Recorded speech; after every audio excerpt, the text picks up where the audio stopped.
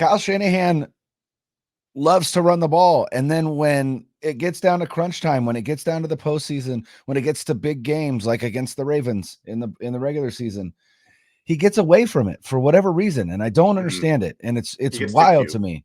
Yeah. And I don't know if it's, and we talked about this last episode that the two of us were on. We talked about the Dolphins loss and how Mike McDaniel might suffer from the same thing Kyle Shanahan does, which is overthinking yourself or outthinking yourself in terms of, just not going with what is going to be effective.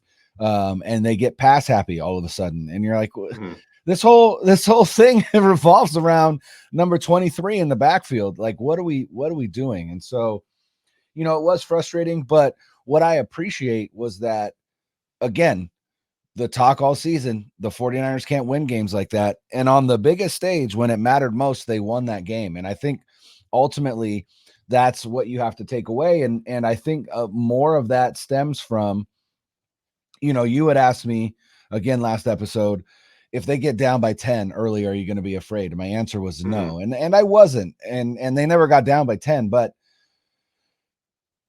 what I said was this team is too veteran laden and too experienced to turtle in a situation like that. And I think ultimately that was the difference in the game, is that when push came to shove and it was the fourth quarter and the 49ers needed a drive for a touchdown and then they needed a defensive stop and they went against the youngest team in the NFL and by all accounts, the youngest team then in the playoffs.